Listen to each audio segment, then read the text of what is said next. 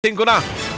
Oras gihatod kaninyo sa EXL Magkabuhay. Buhay at makulay ang buhay sa EXL Magkabuhay. This time check is brought to you by para sa nakakawaw na instant baho at instant puti in as fast as Hantod na, wala na dyan nakapadayon ang waiter sa akong liog. Wala na ibukol man. Wala na. Wala na dyan, wala na ko'y pamati. Nagkan kaing salamat sa koy nga, salamat. The original Koi Herbal Capsule. That news was brought to you by ACS Manufacturing Corporation, ISO certified world-class quality.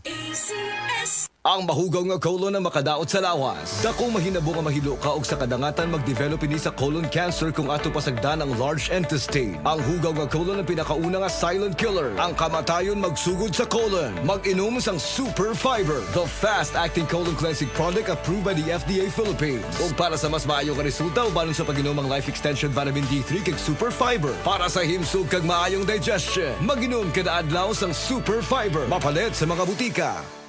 Gusto ba ni mo kape pero ga-worry ka kay basig dili ka katog? Don't worry. Available na ni sa mga butika ang Vita D Plus Coffee Mix nga na ay vitamin D3 nga makatabang improve sa imuhang pagtug. Ang Vita D Plus Coffee Mix na may reishi mushroom ug mangosteen fruit extract. Vita D Plus Coffee Mix, may kape na ka, may vitamin D3 pa ka. This newscast is brought to you by BioFlu. 2 or more symptoms? Baka flu na yan. I-BioFlu na.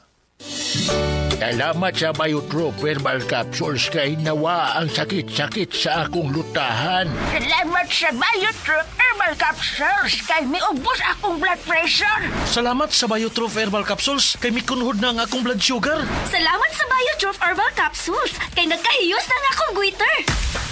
Biotrop Herbal Capsules. Garantisadong epektibo para sa mga nagkalain-laing balatian. Mapalit ang Biotrop Herbal Capsules sa tanang mga botika sa inyong dapit. Biotrop Herbal Capsules, the Wonder Food Supplement. Salamat sa Biotrop Herbal Capsules kay nawa ang sakit-sakit sa akong lutahan. Salamat sa Biotrop Herbal Capsules kay miubos akong blood pressure. Salamat sa Biotrop Herbal Capsules kay mikunhod na ang akong blood sugar. Salamat sa Biotrop Herbal Capsules kay nagkahiyos na akong goiter. Biotrop Herbal Capsules. Garantisadong epektibo para sa mga nagkalain-laing balatian. Mapalit ang Biotrop Herbal Capsules sa tanang mga botika sa inyong dapit. Biotrop Herbal Capsules, the Wonder Food Supplement. Kining nga oras, hatod ka nato sa Biotrop Herbal Capsules. The Wonder Food Supplement. That news was brought to you by ACS Manufacturing Corporation, ISO certified world-class quality. Sa mga workaholic, epektibo ang atong Paragis Bila-Bila Herbal Coffee. Sama na lang ni Roland De La Cruz, nga taga Mati, Davao. Roland de la Cruz sa Porok Isla, Barangay Central, Porok President. Anong ganahan man kay ka sa kape? Sa Bila-Bila Coffee, laskig ang imong lawas o mayo ang imong lihok. Basta laskig niya kondisyon, makalihok pag may sa trabaho. Kung di ka kainom, mura magluya na ka? Murag luya-luya, lahi ra gyud. Tungod kay nindot gyud ang Bila-Bila Coffee. Kini ginama sa GFMQ Marketing. Kay sa Paragis Bila-Bila, dili na ka mag-agwanta pa.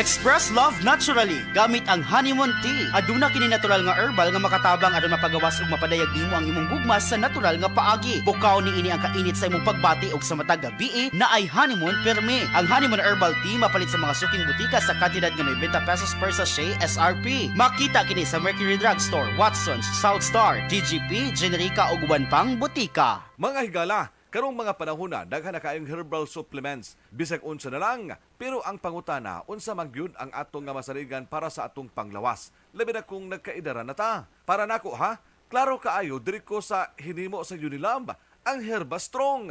Mao gyud ni ang pinakaunang herbal supplement nga gihimo sa Unilab, mao nga salig gyud ko ani. Ang Herba Strong puno sa antioxidants gikan sa mangosteen, turmeric, dragon fruit ug malunggay. Makatabang ni sa healthy aging with proper diet and exercise. Mutabang ang antioxidants nga protektahan ang cell sa lawas. Busa, bisan nagkaidaran o nagkatigulang na ta, kaya paghihapon nato i-enjoy ang kinabuhi nga mas himsog kauban nato ang Herbastrong.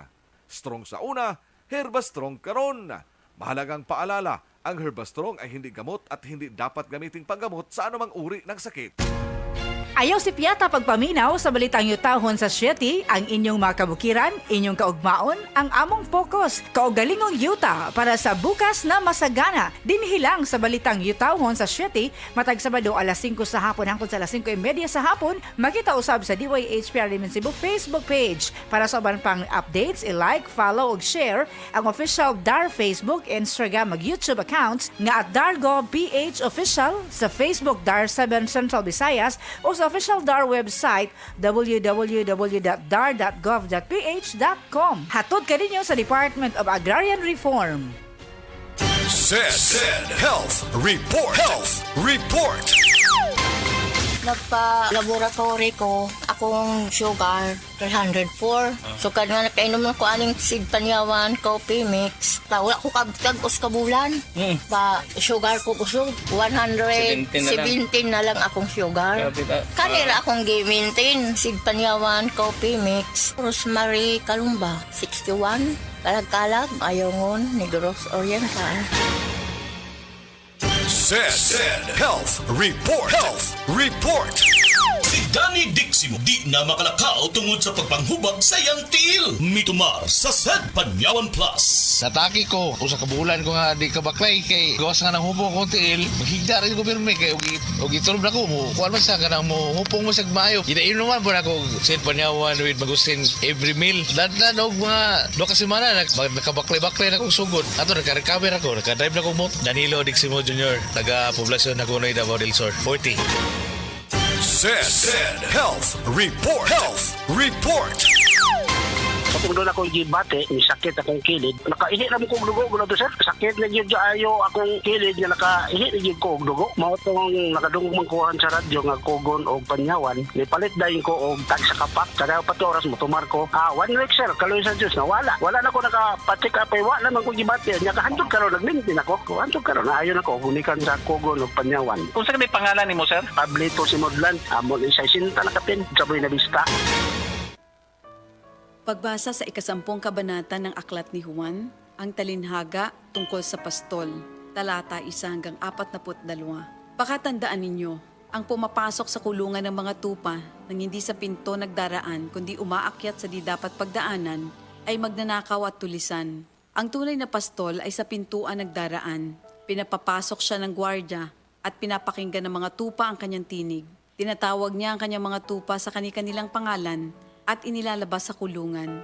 Kapag nailabas na, siya'y nangunguna sa kanila at sumusunod naman ang mga ito sapagkat kilala nila ang kanyang tinig. Hindi siya sumusunod sa iba kundi patakbong lumalayo sapagkat hindi nila kilala ang tinig ng iba. Sinabi ni Jesus, ang talinhagang ito, ngunit hindi nila nauunawaan ang ibig niyang sabihin. Kaya't muling sinabi ni Jesus, pakatandaan nyo, ako nga ang pintuang dinaraanan ng mga tupa.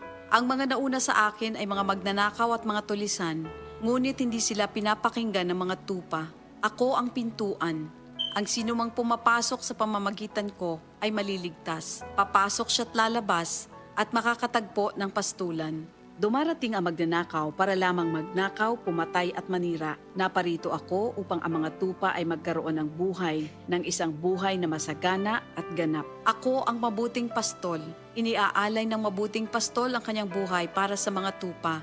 Ang bayaran ay tumatakas kapag may dumarating na asong gubat. Iniiwan niya ang mga tupa, palibas ay hindi siya pastol at hindi kanya ang mga ito. Kaya't sinusunggaban ng asong gubat ang mga ito at binubulabog. Tumatakas siya, palibas ay bayaran lamang at walang malasakit sa mga tupa. Ako nga ang mabuting pastol. Kung paanong kilala ako ng Ama at siya kilala ko, gayon din naman kilala ko ang aking mga tupa at ako'y kilala nila. At iniaalay ko ang aking buhay para sa aking mga tupa. Mayroon akong iba pang mga tupa na wala pa sa kulungang ito. Kinakailangan sila'y ipasok ko rin at papakinggan naman nila ang aking tinig. Sa gayon magiging isa na lamang ang kawan at isa ang pastol. Dahil dito'y minamahal ako ng Ama sapagkat iniaalay ko ang aking buhay upang ito'y kunin kong muli. Walang makakakuha ng aking buhay kung sa ko itong ibinibigay. Mayroon akong kapangyarihang ibigay ito at kuning muli. Ito ang utos na tinanggap ko sa aking ama. Dahil sa mga pananalitang ito, hindi na naman nagkaisa ng palagay ang mga Hudyo. Marami sa kanila nagsabi, talagang sinasapian na ito ng demonyo at nababaliw. Bakit ba kayo nakikinig sa kanya? Sinabi naman ng iba, hindi nakakapagsalita ng gano'n ng isang sinasapian ng demonyo. Nakakapagpagaling ba ng bulag ang demonyo? Taglamig na noon at kasalukuyang ipinagdiriwang sa Jerusalem ang pista ng pagtatalaga ng templo. At habang naglalakad si Jesus sa templo, sa portiko ni Solomon, pinaligiran siya ng mga Hudyo at sinabi sa kanya, hanggang kailan mo ba kami ilalagay sa alanganin? Kung ikaw nga ang Kristo, sabihin mo na ng tuwiran. At sumagot si Jesus, sinabi ko na sa inyo, ngunit ayaw ninyong maniwala. Ang mga ginagawa ko sa pangalan ng aking ama ay nagpapatotoo tungkol sa akin. Ngunit ayaw niyong maniwala sapagkat hindi kayo kabilang sa aking mga tupa. Nakikinig sa akin ng aking mga tupa. Nakikilala ko sila. Sumusunod sila sa akin. Binibigyan ko sila ng buhay na walang hanggan. Kailan may hindi sila mapapahamak at hindi sila maaagaw sa akin inuman. Ang aking ama na siyang nagbigay sa kanila, sa akin, ay lalong dakila sa lahat at hindi sila maaagaw ninuman sa aking ama.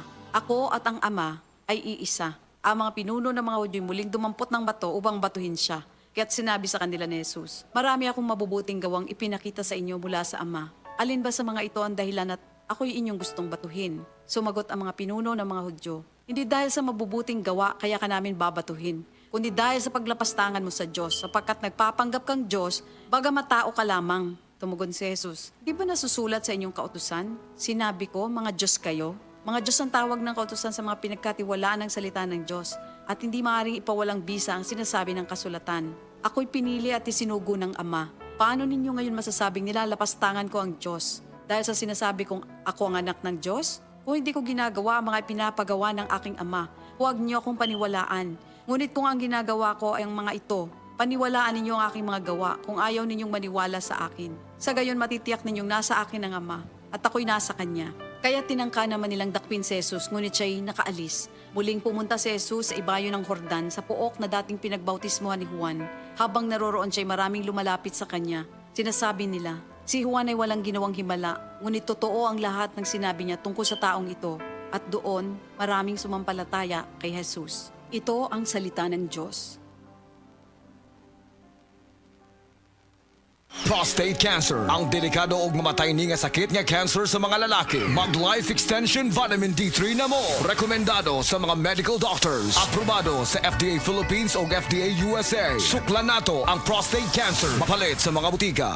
Higala, nakakape na ka? Kay mo na baka nga nibalik na ug available na sa mga butika ang imong paborito nga pinakauna nga kape nga na ay vitamin D3, reishi mushroom ug ganing mangosteen fruit extract. Kini ang Vita D Plus Coffee Mix, ang kape nga para sa ikamayong lawas nimo. Vita D Plus Coffee Mix, may kape na ka? Na ay vitamin D3 pa ka.